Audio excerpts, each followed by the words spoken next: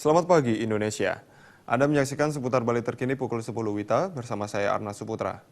Pemirsa, momen Hari Suci Galungan yang akan dirayakan oleh umat Hindu 1 November nanti menjadi peluang tersendiri bagi ibu-ibu pengungsian dengan membuat ceper atau alas sesajen dari daun kelapa.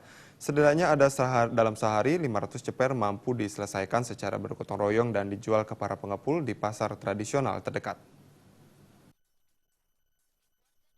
Ada suasana berbeda di lokasi pengungsian yang ada di Pasar Seni Desa Manggis, Karangasem. Setiap hari khususnya para ibu-ibu kini memiliki kesibukan baru untuk menghilangkan kejenuhan di tengah pengungsian, yaitu membuat ceper atau alas sesajen berbahan dasar daun pelepah pohon kelapa hijau. Dalam membuat ceper, ibu-ibu ini sudah memiliki tugas masing-masing.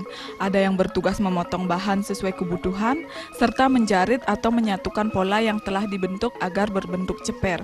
Ceper yang telah terbentuk selanjutnya dibuatkan 2 tangkih dijarit di bagian tengah. Dalam sehari, ibu-ibu kreatif ini mampu menyelesaikan hingga 500 jaritan ceper. Untuk bahan, baik selepan sebutan untuk daun kelapa hijau dan semat diperoleh dari warga pemilik kebun kelapa di sekitar pengungsian. Setelah selesai dibuat, ceper-ceper ini akan diserahkan kepada pengepul di pasar tradisional dan biasanya digunakan sebagai pelengkap sesajen atau banten ayunan. Untuk masalah harga memang tidak sesuai dengan kesulitan saat proses pembuatan, yaitu hanya Rp5.000 untuk per 25 ceper. Meski demikian, menurut salah satu pengungsi asal desa Liligundi, Sidemen, Komang Yase, pekerjaan sampingan ini mampu mengalihkan kejenuhan serta sedikit tidaknya mampu untuk menambah penghasilan. Apalagi mendekati Hari Raya Suci Galungan, diharapkan akan banyak mendapat pesanan dan hasil penjualan ceper ini akan dibagi rata sebagai tambahan biaya Hari Raya Galungan 1 November nanti. Belum lagi pasca di pengungsian, dirinya tidak lagi dapat berjualan di pasar sebab warga tempat dirinya mengambil hasil bumi untuk dijual di pasar tradisional juga tengah berada di pengungsian. Ceper ayunan. Ini Bu, niki bahan-bahannya dapat di mana Bu? Dapat di sini beli, ada orang di sini jualin tapi mahal bahannya. Bu, dalam sehari kira-kira berapa berdapat niki Bu dengan ibu-ibu yang lainnya? Belum sih tentu di dapatnya, ada pernah bikin ke baru-baru sekarang. Oh, gitu. Lainnya. Enggak sih tahu, baru nyoba itu. Iya.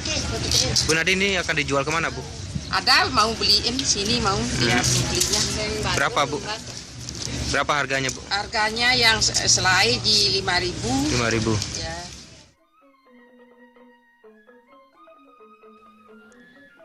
Tinggal di penampungan memang tak begitu saja membuat sebagian warga yang ada di pengungsian Desa Manggis ini berpangku tangan. Tak hanya membuat alas sesajen atau ceper, beberapa warga ada pula yang tetap menekuni profesi yang memang telah ditekuni sejak puluhan tahun sebelumnya. Salah satunya membuat kerajinan tangan berupa anyaman atau kering untuk dibuat kotak tisu. Sementara data terakhir jumlah pengungsi di Pasar Seni Manggis berjumlah 652 orang, sedangkan jumlah total pengungsi di Kedesaan Manggis dari 13 titik pengungsian mencapai 2.231 jiwa. Ari Wiratmaja, Bali TV.